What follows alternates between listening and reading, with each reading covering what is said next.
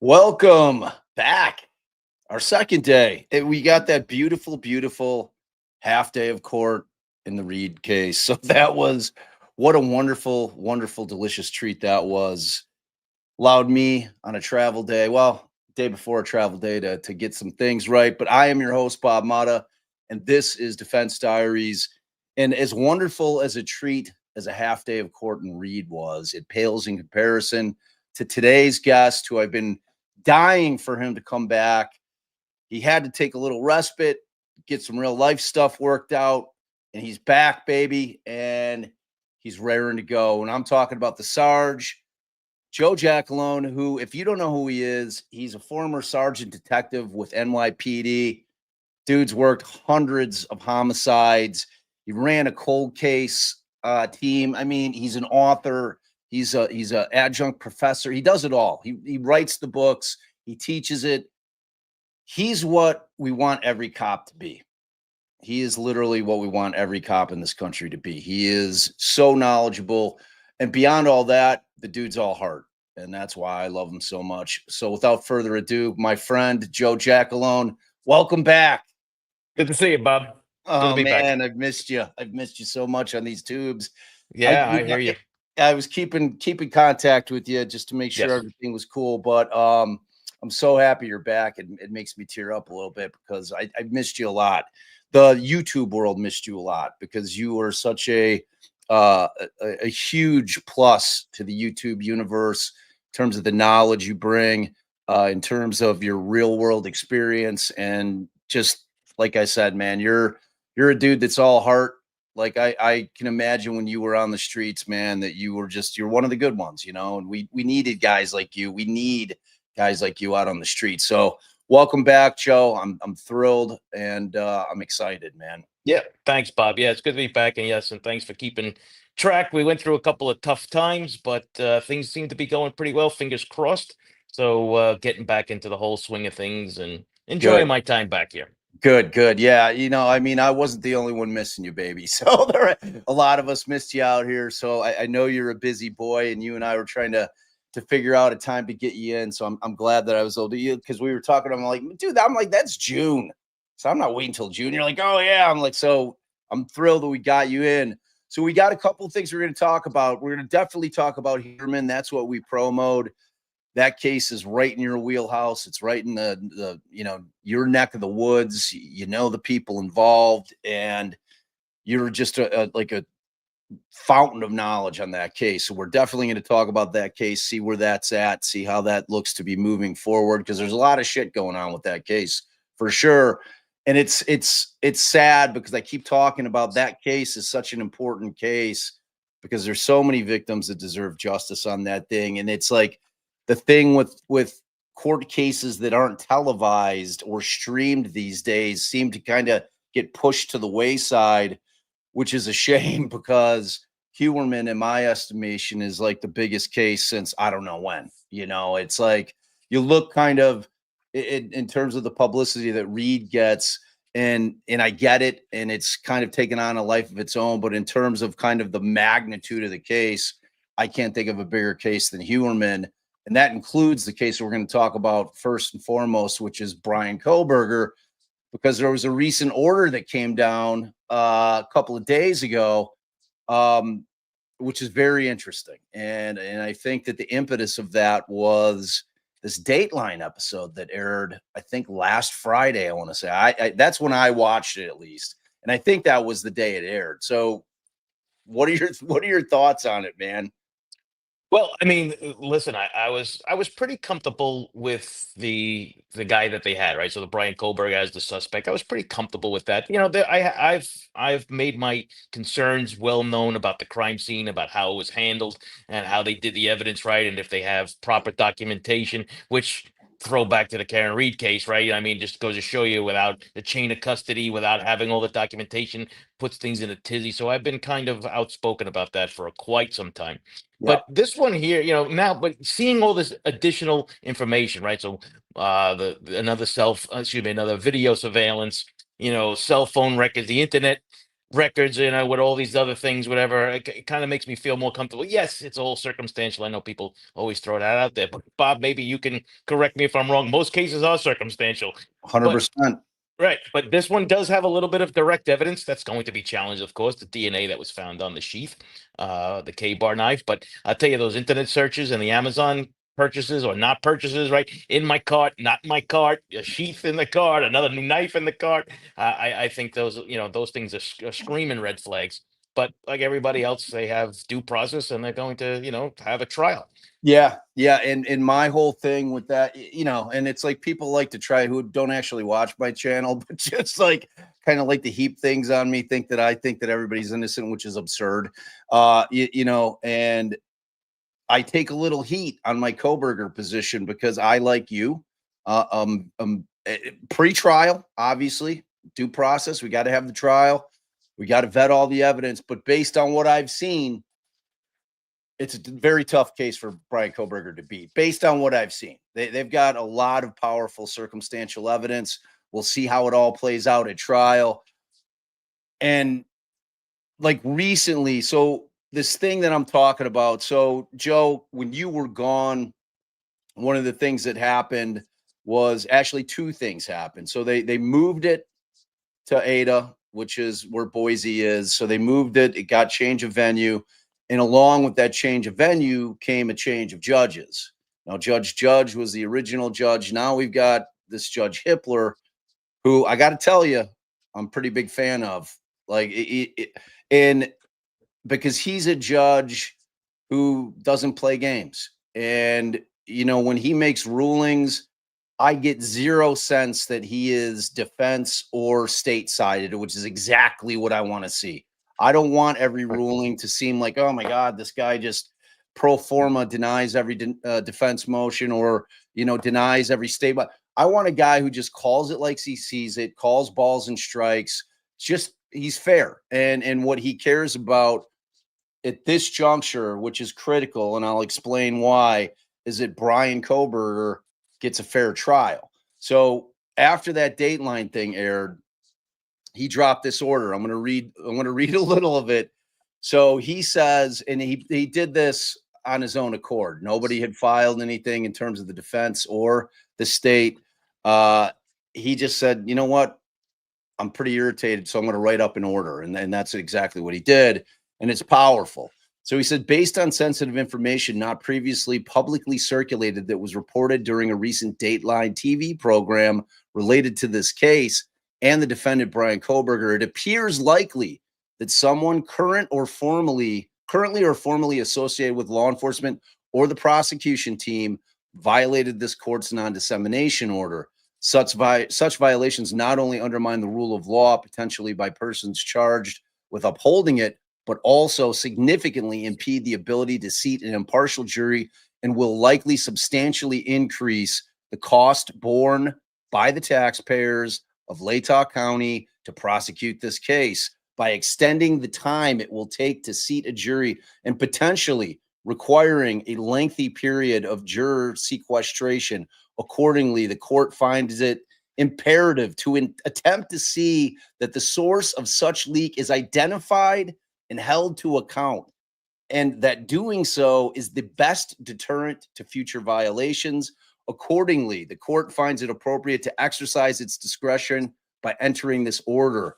It is hereby ordered that all persons who at any time, past or present, worked directly or indirectly by employment, contract, consultation, or otherwise for or on behalf of any law enforcement or prosecution agency engaged in the investigation or prosecution of persons for the murders that are subject of the instant case are hereby prohibited from deleting, discarding, overwriting, destroying, altering, or otherwise making unavailable any, whether electronic or in material form, records, files, documents, metadata, messages, emails, text messages, direct or private messages, phone logs, or logs of communications, regardless whether made or kept on work, owned, or personal account, device, or messaging app, that in any way relate to or document the fact or substance of communications with third persons, including representatives of the media or other persons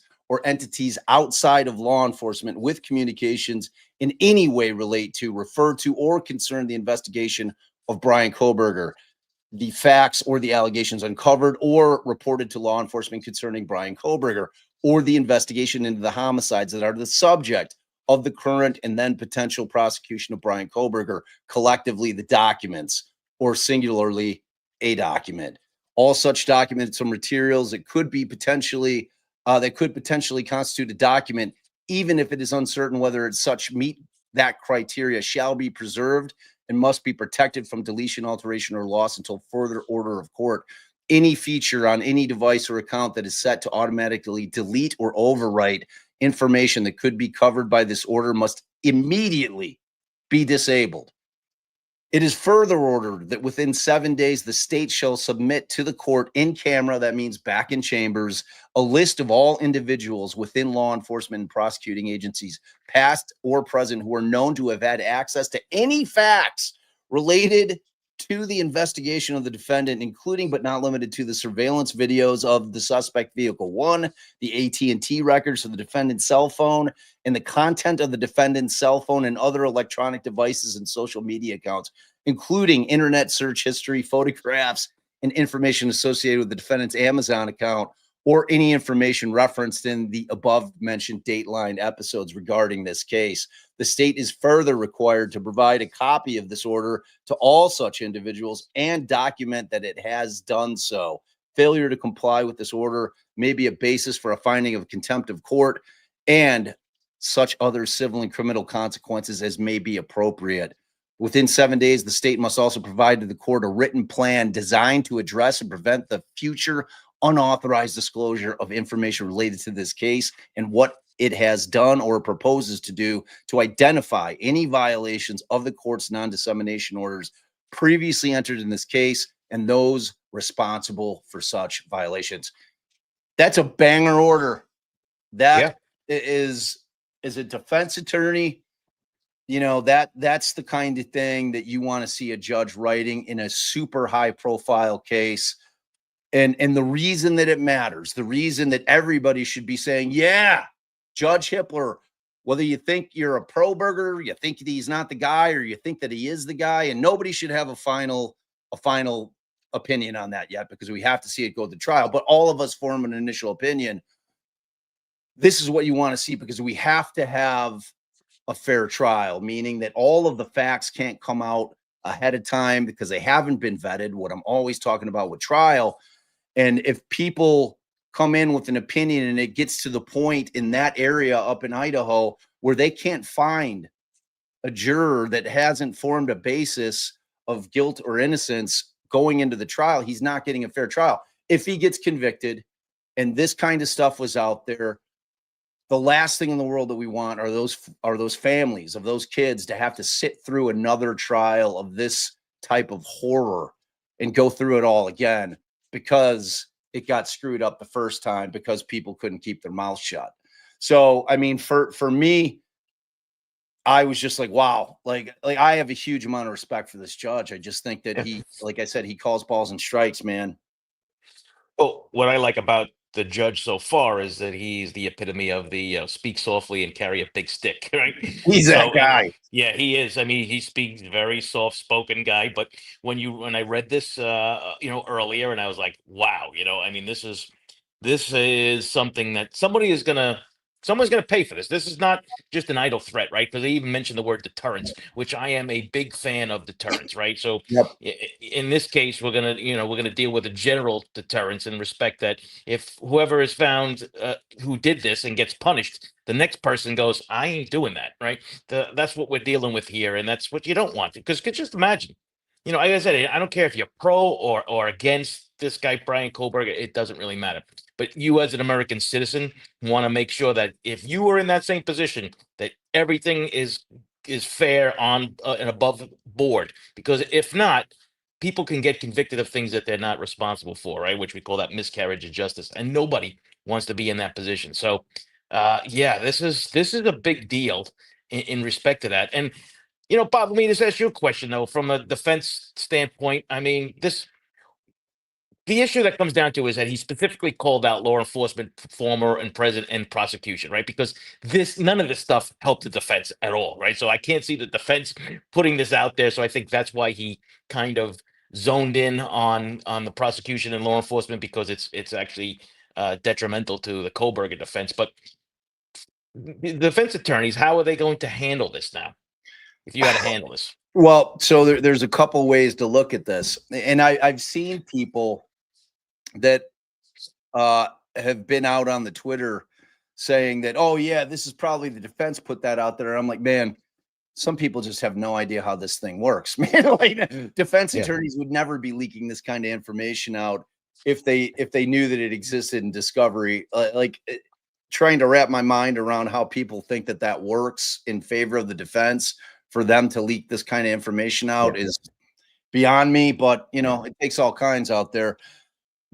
There's a couple things that I worry about. Number one, he's given the defense like a clear runway if Kohlberger is convicted for a very powerful appellate issue.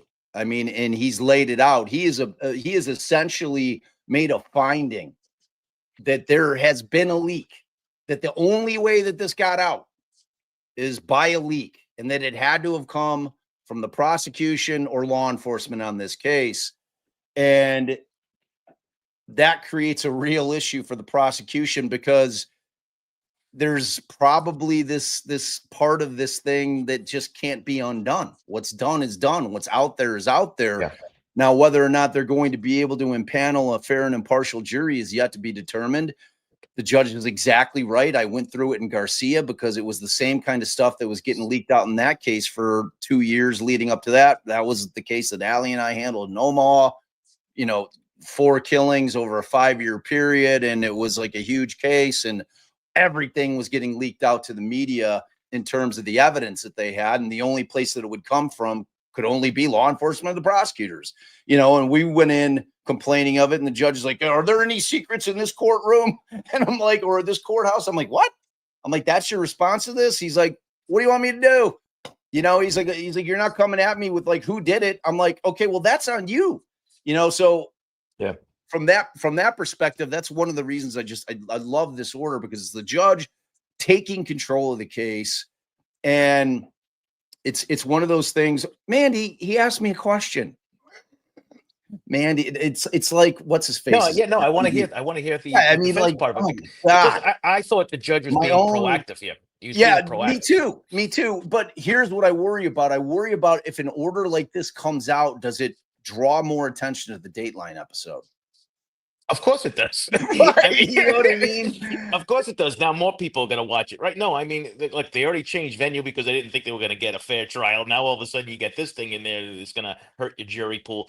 It's just going to be one thing after another in regards to this. But I mean, listen, this was I saw most of it. I didn't watch all of it, but I saw most of it. And it's just a lot of speculation, of course, Yeah. in regards, making stretches and certain things. But some of the stuff was really interesting in respect that the internet searches, were really interesting. Because that kind of, all things point to Brian Kohlberger and stuff like that. That's why I said I don't think any of this could have been done by the defense. But the issue that comes down to, you don't want to see this happen. And listen, I think this is an investigation that's rather easy in regards to the electronic breadcrumbs. I mean, if you have that video surveillance, I mean, it's going to have to be downloaded. There's going to be records of all this stuff, and it's just something that you have to, someone's going to pay the piper for this. Yeah, I mean, and if he's the monster, he needs to go down for it. It's that simple. And it's like you said, a majority of the cases that we deal with day in, day out, all over this country are circumstantial cases. You know what I'm saying? It's like that. This concept that circumstantial cases are weak is absurd, because most of the time, direct evidence short of video, that means you have an eyewitness. And I find most of the time eyewitness testimony is very unreliable, just because to no fault of anybody other than the fact that, if you don't know that you need to be committing something to memory at the time, your memory is going to be foggy, and we're all human beings. We do the best that we can. But we kind of have that here too, right? Though we have an eyewitness. We do, there's a couple of pieces. I mean, this isn't a solely a circumstantial case in any stretch of the imagination, but some of the direct evidence is going to be challenged, of course. But I would probably say about 75-25, 75 circumstantial, 25% direct evidence. I think, that's how I would put this case. But like I said, I have bigger concerns about the investigation part of it, because collecting that evidence. I mean, we saw those videos of these guys coming in the middle of the night. Yep. Oh boy, and I was calling that out. I did a News Nation on that when that happened. I was calling it out right then and there and saying, Yeah. guys, I hope there's a gatekeeper, and I hope they're keeping records of who entered, what time they entered. You know, it's not, what's the word that was used in Canton? Redundancy. Yeah, chain of custody. Chain of custody is not redundancy. My God, when I heard that, I tell people, I say this a lot now. If I had hair, I'd pull it out. When you hear that, because it just makes me nuts. Because we Yeah. have protocols and procedures for that reason. And on top of the fact that Extortion. I don't know what we're going to see in terms of chains of custody in that case. I mean, obviously, they're basically non-existent in Reed, which is one of my biggest beefs. I'm always trying to tell people, I'm like, the chain of custody is so critical, because it's what tells all of us that are involved exactly where that evidence went from the moment it was discovered all the way through and up to trial. And we need to know that, because that's the thing that lets us know that it hasn't been tampered with. It hasn't been modified in any kind of way. And we need that. We need to feel comfortable with the evidence that was found. And that's the only way that we could do it, is with that chain of custody. And here we also have the problem that's going to be a huge issue at trial. And when this thing first dropped in terms of the first PCA, and I started reading about Dylan and not so much Beth, the funky girl, but Dylan specifically, who was the roommate who had the eyewitness account. And I'm like, man, like, this girl was awake. Like, why didn't they call 911? And then when the texts start coming out, not through leaks, but through the pleadings, because when this judge took over, he's like, I'm done with y'all filing everything under seal. Like, we're done with that. Like, this is it's a public trial. If you think that it's something that warrants it being sealed, that cannot become that cannot become the norm. That's got to be the exception, because in this country, it's all for public consumption. We need transparency. We need to make sure that we know what's going on in the courts and what's going on with these cases, man. And they didn't call 911 till almost noon the next day. There was kids running around in that house, just destroying the integrity of that crime scene. And the defense is going to be picking that apart, so it's like you've got this combination of what appears to be kind of a lackluster processing of the crime scene by law enforcement, and then you have it exacerbated by the fact that you had, I don't know how many girls and boys, like, whether it's the frat guys or what, that were running around in that house prior to the cops getting there, just tainting the crime scene. I mean, and it's the problem. Well, evidence dynamics is always something that you have to deal with, right? And that's just basically, you had something that happens had no control over. I mean, you even have a dog in the house, and dogs, animals sometimes kind of mess things up too. especially when you're dealing with a lot of body fluids around, like blood and what have you. So I mean, that's just something else. But even then, the deals of, you're running the crime scene, then you're shutting it down, and you're saying, okay, we're done, and then during the middle of it, you're handing out furniture while the crime scene is still active, giving furniture back to family members, and you shut it down, then you have a cleaning crew in, and then the cleaning crew gets thrown out, and then the chief's driving a U-Haul with. I'm like, I had enough. I mean, there's just there are a lot of issues, and Yeah, then we're gonna hear about them. I we're mean, we're gonna hear definitely going about to them. hear about. I mean, that's where the defense is going to live on this case. I mean, in You terms have to. of, yeah, I mean, You have they're to. going to have no choice. I mean, in my estimation, the biggest, obviously, the biggest issue for them is going to be the sheath. But I mean, we'll see how it plays out. But oddly enough, the first one that Dateline had done on this case, and they had Coffin Daffer on there talking about that she had information about the Amazon search and him purchasing the knife. And I talked about this 2 days ago, right before this order dropped, because I told all my viewers on a live, and we were talking about this thing where I was at CrimeCon, and the producer of the show approached me because he didn't like my tweet, because I asked for exactly what the judge ordered. I'm like, whoever's leaking this information should be hauled into court. Dateline should be hauled into court, and they should be ordered to be told who from law enforcement gave up the goods. And, and it's like, this is exactly what he asked, except he's putting the onus on the prosecution to give it up. It's either somebody from your office or it's one of the cops, and you're going to figure it out for me. So I mean, he's talking about appointing a special prosecutor. Yeah. Like, it's a big deal. It's a big deal. Oh So yeah, no. If that, I think that was the shot across the bow, so to speak. Right? I think he's giving them an opportunity, saying, "Hey, you find the leak, you deal with it, and come public with it, or I'm gonna, basically that's the message they get, or I'm gonna put the special prosecutor, and you're all gonna get screwed, yeah. basically."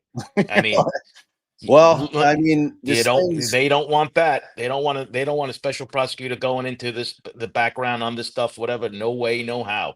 I know So, it. I know it. And um, and yeah, I mean, it's set for trial. It's coming. It's coming. So yeah. we'll see. We'll see what happens with it. So let's switch gears Yes. and talk about Rex Heuermann. So I mean, there's just a ton going on in that case right now. Oh yeah. And most recently we finally got some identifications. Peaches was identified. Glorious things are happening in terms of kind of the DNA world, and remains being identified and people being given their names back. And that's an amazing thing, because it's nice to be able to put a name. When they tried Gacy long before DNA was a thing, and they tried that case, 19 of the kids weren't identified. The remains weren't identified at that time, so it was all John Doe's. So I mean, that's such an important factor here. And this thing's not set for trial yet, and we've got some really big motions out there, and I'd like to get your take on some of Yeah. them. And obviously, they're challenging this concept of the nuclear DNA. And the defense is saying, look, this has never been used in a New York court. And Tierney saying, I don't give a shit where it's been used. It's been used for decades all over the place. It's very reliable. Say what you're going to say about it, but we trust it with all our guts. I mean, where are you at with that DNA issue? Like, what are you hearing? What are you feeling? I'm actually kind of comfortable with this whole thing, because much of what I understand that they've been using is some of the same techniques and some of the same things between the mitochondrial DNA and the nuclear DNA that we were using to identify 9/11 victims going back 24 years ago now, almost. So we're dealing with a situation where this has already been kind of accepted in court, not in so much the criminal sense, right? So in the civil side, so to speak, we're using it to identify people, and they're using that same technique to identify people that we haven't known their identity in 27 years. So it's showing that it's working.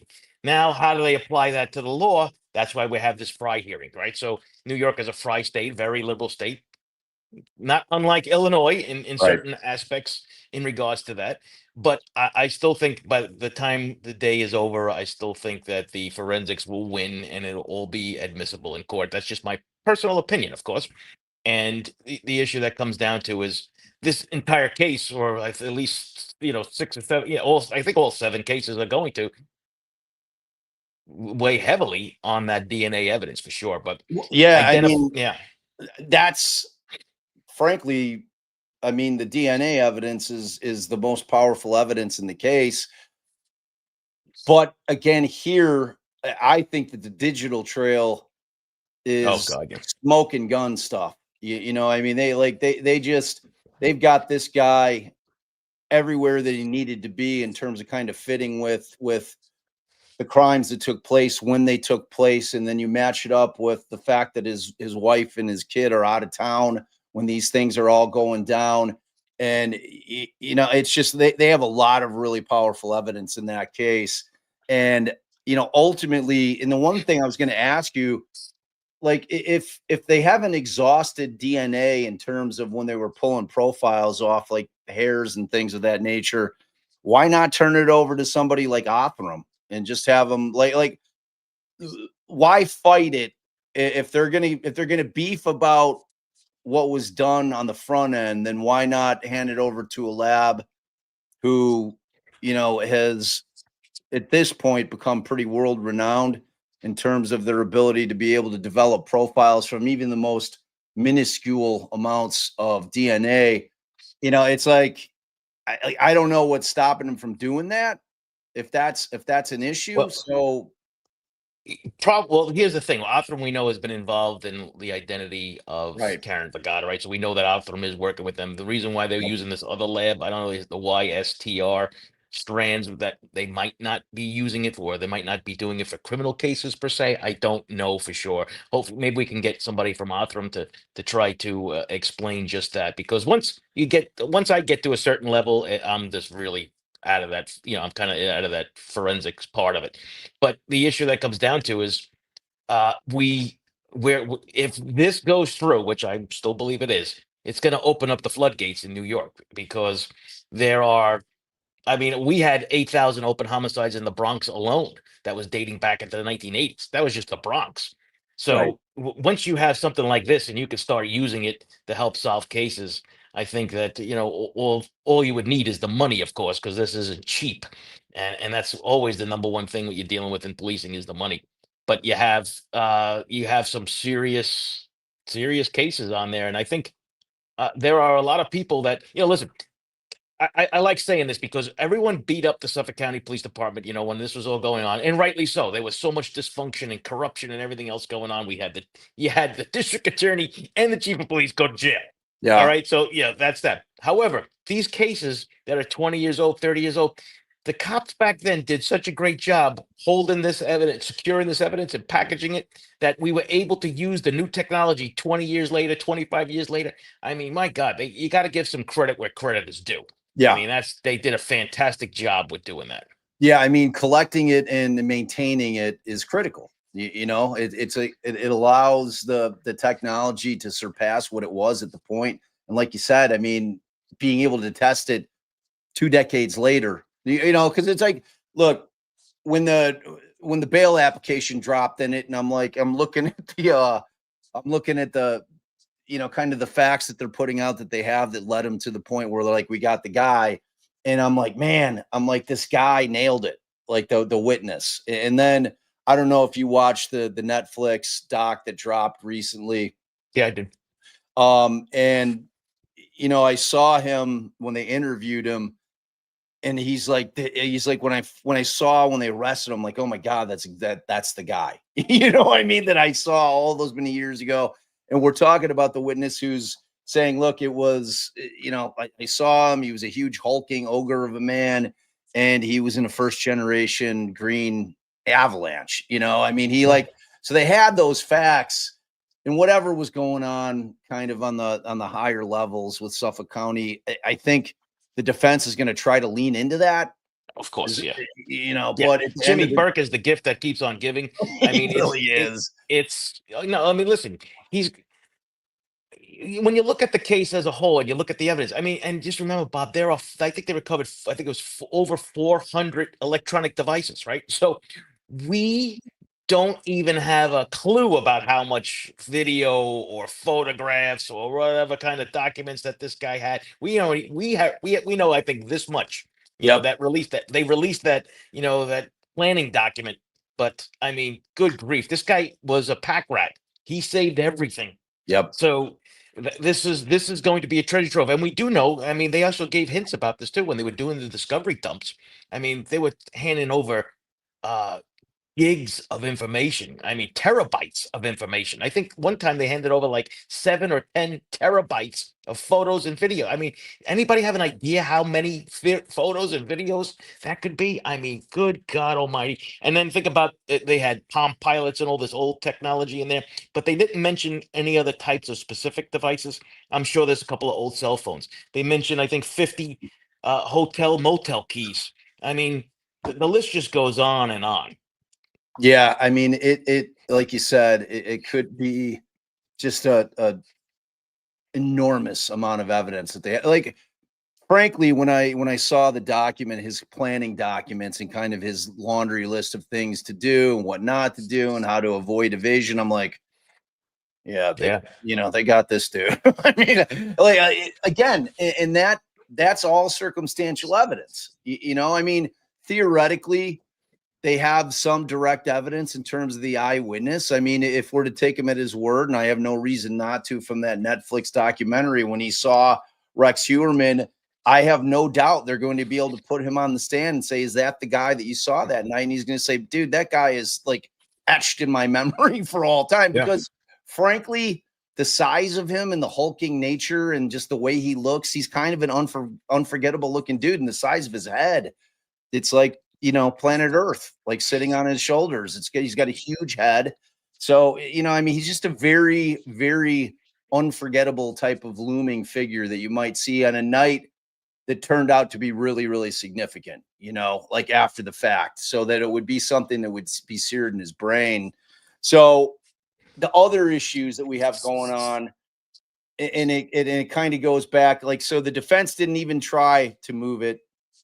They didn't want the change of venue for what we were just talking about. They're going to rely on being able to shit all over Suffolk County, and that's part of the reason they're like, oh, everybody knows about the corruption here, so they're leaning into that. It's kind of the same reason they didn't move Reed.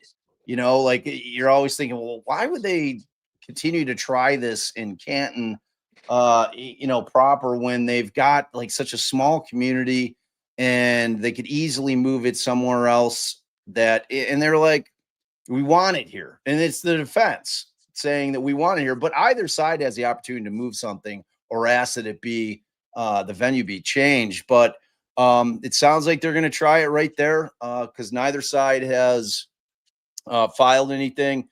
But the probably, to me, the most kind of controversial motion that's been filed, and what I think ultimately is going to be a much bigger fight than the DNA, whether or not it's going to get in or it's going to get out, or going to stay out, is this motion by the defense to sever all the cases and try them, separately.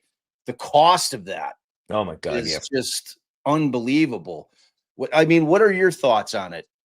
Well, me firmly believe, I hope that they don't accept that motion and they keep them all together, because it's definitely a more powerful case with them all together. But yeah, talk about an expense to the taxpayer if they have to do each one of these cases separate.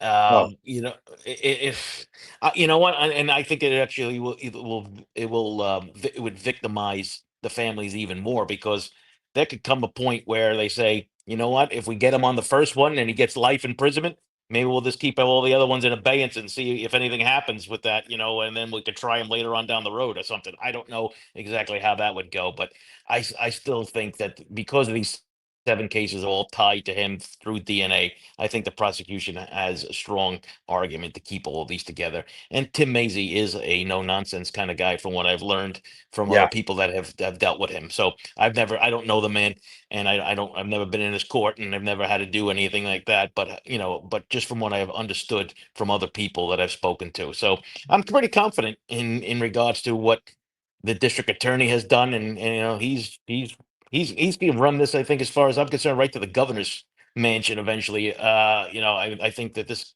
he's done a wonderful job in doing this and keeping this case together. And I think that when the day's done, everything's going to get nice, neat package with a nice bow on top of it. Yeah, I do too. And it's like when they finally make arrests on cases like this, especially when we're talking about multiple victims over years, they rarely get it wrong. I don't know that they've ever gotten it wrong, like that I can think of, in terms of kind of a serial killer type of case.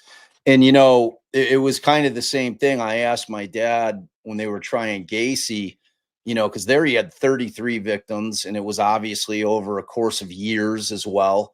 And I asked him, like, did you guys ever even contemplate asking to sever the cases and try them, and fight the joinder of all those cases? And he's like, not really. And I had asked the lead prosecutor, Bill Kunkel, as well. And it's like, nah, we all kind of agreed that, it was the best way to do it, in terms of, just kind of showing that it was just a, like, kind of an ongoing plan or scheme. And it was like all the criminal transactions kind of had relation to one another. And in terms of, I mean, I could see the defense's argument, because it is a much stronger case for the state when they're able to keep it all together, because it does show all the planning that went into it. You know what I'm saying? And Yeah, but the victims were all together too, though, right? All roads lead to exactly. Gilgo. Even the ones that were found, their remains were found in other locations. The rest of them were found in Gilgo. So I think in the end, I think that's the argument that wins. Yeah, sure, you want to keep them separated. However, the victims were all brought into one place. We have him for 7 of those cases, all found in Gilgo. We should keep them all together, and I think that's the argument that wins. Of course, a lot more legal mumbo jumbo in between that. I make it kind of sound like like unlike the defense attorney Michael Brown, it's magic, yeah, and it's not magic, it's not magic, It's it's science. DNA. Yeah. So hey, Yeah, listen, he's doing what, a lot of people give that guy a lot of grief too. Listen, he's doing what he's expected to do as a it's his defense job. attorney. It's Yeah. his job. So Like, I think plain there's and a much simple. different conversation behind the scenes, but in public, he has to. This is what he has to do. So 100%. I mean, if yeah, you don't have a defense attorney doing what Ann Taylor's doing in that particular case, and you don't have what he's doing in this particular case, I'm telling you, you are setting yourself up for an inevitable down the road, not on direct appeal, but later on down the road, ineffective assistance of counsel. Because I mean, they have to do the job. You have to yeah, file all these motions, because any lawyer that looks at them would be like, why didn't you file this? yeah, You had to have filed this. Whether it's going to get, denied or not, matters not. It's a motion that had to have been filed in a case of this magnitude. So yeah, like, people can't be sweating lawyers for doing their jobs, because if they don't, these things end up back at trial, which nobody wants. Taxpayers don't want it. First and yep, foremost, the victims' families don't want to have to deal with it again. I mean, when you have a conviction, you want to feel secure in it. You want to feel like, hey, man, I realize this guy's going to appeal it, but I feel so secure in the case that they put forward, and I feel so secure in the fact that both sides put on a good trial, and it was all on the up and up, that I'm feeling very confident. I don't care that he's filing appeals, because victims' families are never kept, they're not kept apprised of what's going on. They don't understand the legal process. So just imagine being a victim's family member, and you hear that the appeal's coming, and you don't really know what that means. And because typically prosecutors aren't calling and saying, hey, this is what's going on with this oh yeah, appeal, and I want to explain it to you, and I want to explain that doesn't happen in real life. So it's like they're sitting in this, like, kind of never ending, because these appeals go on for decades sometimes, and they're just yeah, sitting in this, like, just void of doubt and fear that somehow, some way, the conviction's going to go away, which is a terrible place to be when you're trying to give whatever semblance of justice we've been able to figure out, in this awful world that we live in sometimes. Yeah. And it's just a tough way to live. So yeah, I think ultimately they're going to keep all the cases together. I think it's going to be the only way that you can try this case properly, and it's certainly not going to be reversible error if the judge decides to keep them together. I mean, I can't remember a case where they've severed them in terms of like whether it were Gacy or any of the other guys, like in recent memory. I'm trying to remember if they severed any of them, and I just I don't. don't think so. Yeah, I don't think I so try to either. find something. I try to find some of these other cases that you're dealing with, but in this case, I've been saying this too. Just file if you're the defense, make sure that you file all of the motions you want, because this way, if he does lose and he gets convicted, his appeal will go real quick. Yeah, no, okay, Right. move on to the next one. Because, like you said, if you don't do all this stuff, he's going to say, "Well, listen, we should have done this," and then somebody's in, up in Albany can go, "Yeah, you know what? They should have." And Yeah. and now you're dealing with all that stuff all over again. So let's just get it over with before it starts. Yeah, I mean, you got to have these fights on the front end. Yeah. You have them out. You let the judge rule on it, and you just have faith the judge is going to make the right call on it. Judges are reading all the case law; they know what's up. I mean, they're not shooting from at least good judges. They're not shooting from the hip. They've got clerks, and they do the research, and they know, which way the case should come down in terms of rulings of this magnitude. So yeah, they have to get filed.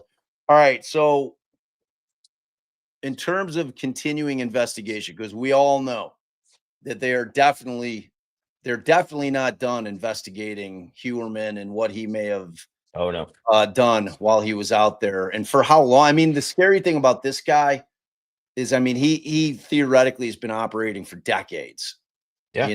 I mean, it seemed to me at the time that they got him that he was still active. They got him with the burner. He's walking Well, around with burners, still doing the same shit that he's been doing. What's the word on the street? What are you hearing about that? Well, I mean, there's that 12-year gap that we're looking at, right? You got to be really concerned about that, because yes, we do know that through research and history that serial killers have taken, some cool off periods and this and that. But 12 years would be a real long time, you know. And it isn't because of his age, right? Like we look at Joseph D'Angelo, right? Yeah, he stopped the Golden State Killer, but he was 80, 90 years old at this point, Ancient. right? Right. Right. So there's a reason, so he aged out. This guy is still young enough, right, to do Yep. things. Because if not, Bob, we're next, right? Yeah, exactly. Because we're all the same Put us age. put us out to So pasture. yeah. So I think that there is a bit of a concern, I'm sure, about additional victims during that period. But if you recall, when the actual announcement happened, and the then Commissioner Rodney Harrison had, he said that it was a demon, and basically they moved quickly, like something, like almost alluding to something was going to happen. So, that's to me is kind of intriguing, like what was going to happen, so to speak, and what was the rush then, and to do something. But I don't know if you remember, Bob, but when this was first talking about, that gap, I had just put out a tweet and said, if I was this, I would be looking into the Massapequa Preserve that leads all the way up to Bethpage State Park, which is about 1,500 acres in the middle of Long Island, which he lived literally around the block. And I had just thrown out the tweet like that. And of course, and then the New York Post picked it up, and then they did an article, and they called me up, they did an interview. And then yeah, the Nassau County Police were not happy with me in regards to Hey, that, because you're dealing with a 1,500 acre piece of land. I mean, you're talking about a huge area. People don't realize how big Long Island really is. yeah, Long Island, I mean, yeah, it's an island, but it's big. I mean, you got over 3 million, over 4 million people that live on it. I mean, it's big. it's massive. Yeah. And the issue that comes down to is there are lots of hiding places still to do things. I mean, Yep. Gilgo got closed down, you know but there's so many. We have the one unidentified person left, the Asian male doe, which Othram let out, that they are basically looking into it, right? So that's a great news, because we need to find out who all our victims are. If you're doing a police work, you need to find out who your victim is, because then you can start backtracking things.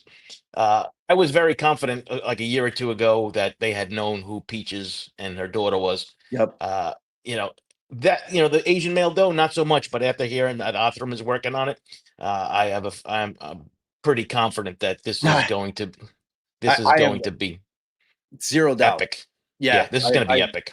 yeah, I have zero doubt. It's like I was lucky enough to do the tour of their lab last year, and man, they're like both the middlemans. It's like when you meet them, you just realize that they're like massive science nerds. It's really the only thing they care about. And it's like I remember early on, like Othram was catching shit because they're a for-profit lab, and I'm like, you know what? You know what they sink all their money to and into is the technology. Yeah, Like research, they're light years ahead of R&D. every other lab, man. I am such a huge fan of that lab. I think they're miracle workers, and they're the Well, future. well, and not only that, but Dr. Dave was nice enough to when I wrote the cold case handbook, I called him up and I sent an email. I said, listen, I'm writing this book on cold cases about investigating things, and it's for the cops, it's for the families, it's for the media. Would you be willing to do the interview? He called me within a day and Yep. gave me a lengthy interview. I mean, what a nice man. I mean, that's been a cornerstone part of this book, and it's timeless at this point now because Yep. Othram has just done amazing work. And like you Amazing. said, they have invested in the R&D, which makes them different than just about everybody else. They are different. They're just, they can do things that no other lab can do because they invest the money back into the R&D, and it's like it's just unbelievable. I was so blown away, and they gave us kind of a tour of the whole lab, and they had a bunch of people speaking, and it was like a full day. It was a full day at the lab. And then, I got to know them, and then I saw them again at Crime Con, and we were hanging out. They're just really salt of the earth people, Yeah, and no, and their hearts just exactly where you need it to be, and they just are out there doing the good work. And ultimately, their technology is going to lead the way, to things that we've never imagined were possible in terms of, because they can take like the most minuscule amount of DNA and get full profiles out of it. And they do that, like they've just got the technology is unbelievable. They're stunning, yeah. really. And they're changing the game, and they allow for everything they do to be peer reviewed, which is so important in terms of admissibility into court. So like everything, they're just doing everything the right way, and I mean, my thing with kind of the investigation, it's like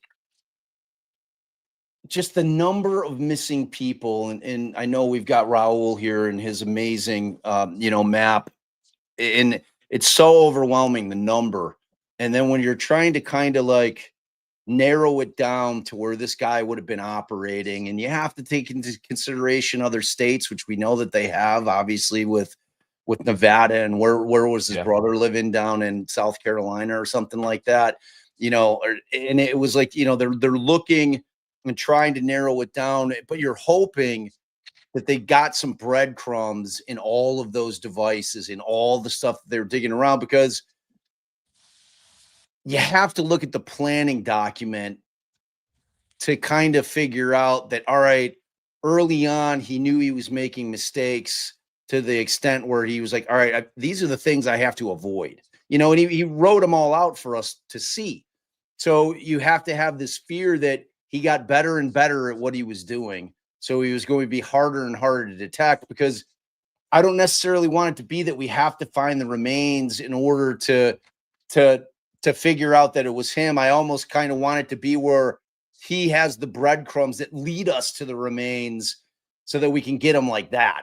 Because there's just no way, in my estimation, that he wasn't active during that 12 years. There's just no way. That's not how I they agree. operate. It's Yeah. compulsion. They can't help themselves. I mean, this guy, like these kind of these monsters like this, that's all they think about.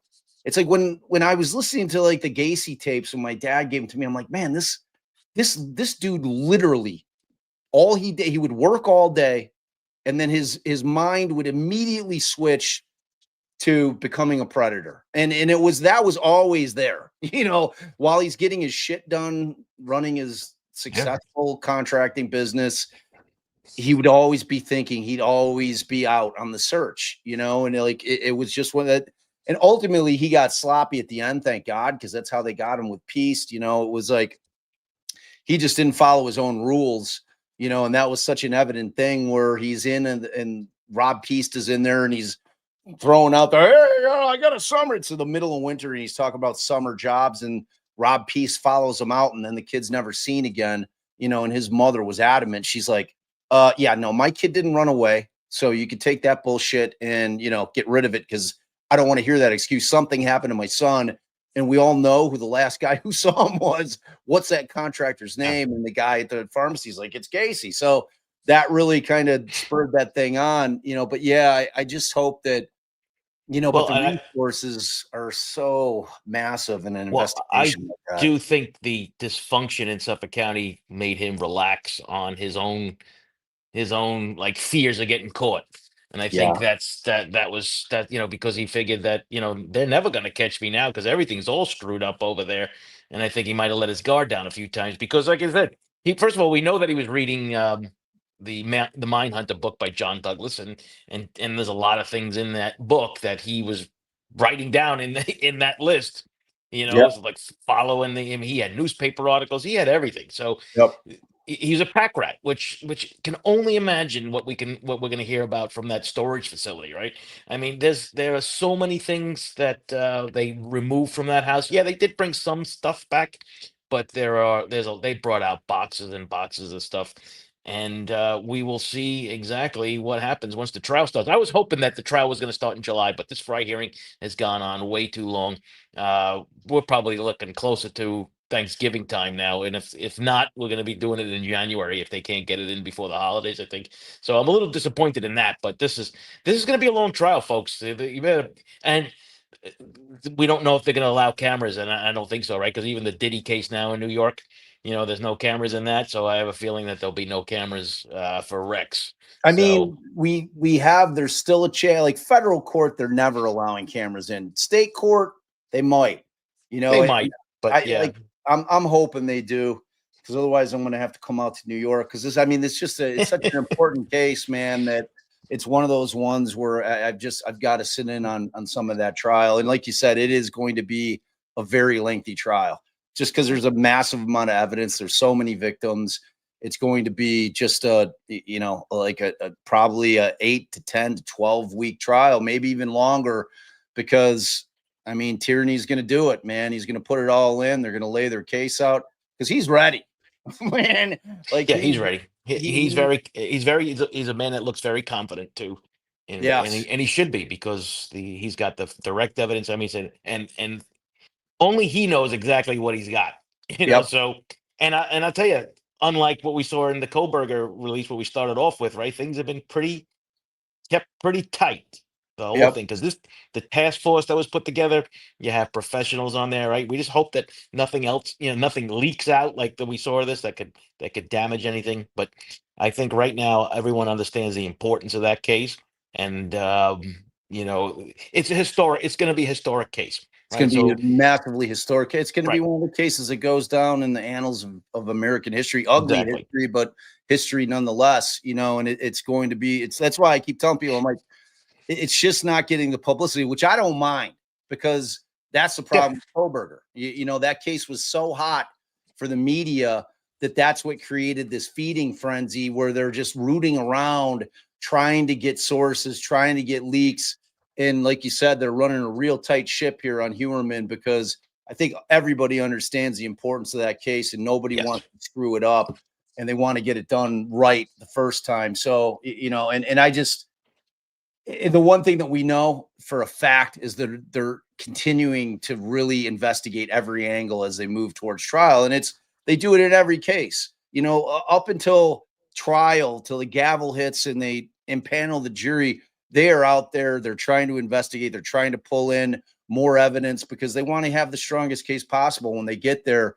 And, and if he unalived more people, I want him to go down for it. You know what I mean? So yeah, I well, hope. I want to see them tie more people to him, forensically. I mean, that's the bottom line. I mean, when you're dealing with cold cases, if you don't have that forensic evidence, it's impossible really to get anything in New York court in regards to this. I mean, they don't even take a single eyewitness case in New York, so you in a case like this, nothing can be circumstantial. It all has to be direct evidence, and that direct evidence has got to be DNA, which is going to stem on what happens with this Fry hearing. Yeah, and like I have zero doubt that that's coming in. So like it's just Me too.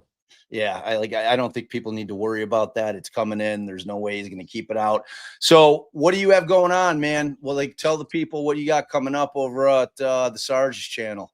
Well, yep, I've started booking my guests coming up forward again. We have this Tuesday night at 6 p.m. I have retired FBI supervisory special agent Scott Duffy. We're gonna be doing the art of interview interrogation, so we're gonna be getting into that. And I have a whole host of guests coming up. I got Dr. Joni Johnston. We're gonna talk about her new book about serial killers. So there's gonna be some great guests coming up. It sounds That's what I like. great. Yeah, that's what I like doing. I like talking to guests, and I like getting different things out there, especially when they've written books. Yeah. It's kind of interesting in that respect. So that's where we're headed. It's going to be fun. Yeah, and if you guys don't know, Scott Duffy was over here. He was amazing, and Joe hooked me up with him. So that was beautiful. I'm like, hey, Joe, you want to come on and talk about this? He's like, I got the guy for you. Yeah. So and from that, I got Scott on. We had a great time with. He's a gentleman and a scholar. He's really just a wonderful guy. That sounds amazing. And where can they find you, bud? Yep. So on YouTube, it's True Crime with the Sarge. You can find me also at my website, but the links are right there on the YouTube page. So check it out and have some fun. I expect everybody, if you haven't subbed over at Joe's channel, come on. What are you doing? What are you doing with your life? Fix your life. Get over there, sub to him immediately.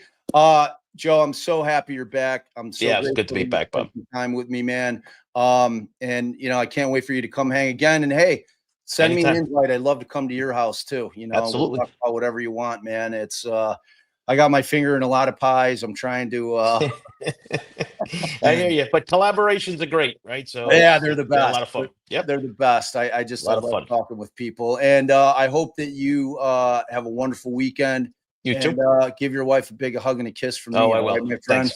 All right, brother. Thanks. Take care, man. Bye. All right, brother. Bye. All right, kids. There's the man, Joe Giacalone.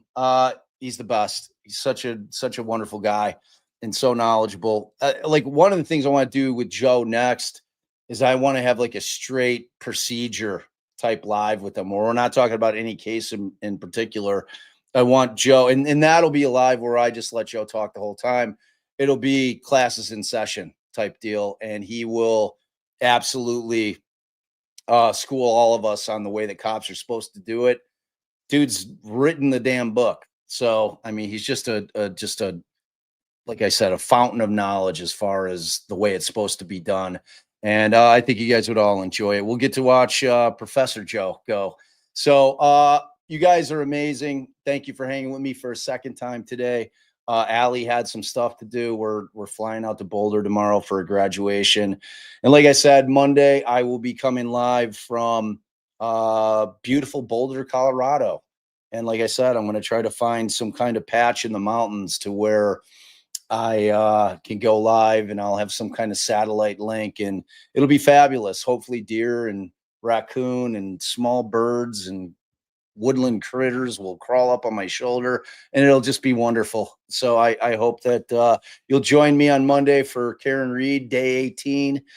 Should be interesting, because it always is. And look, I know those Reed folks out there that watched today were all a little pissed off about what was going on in that courtroom.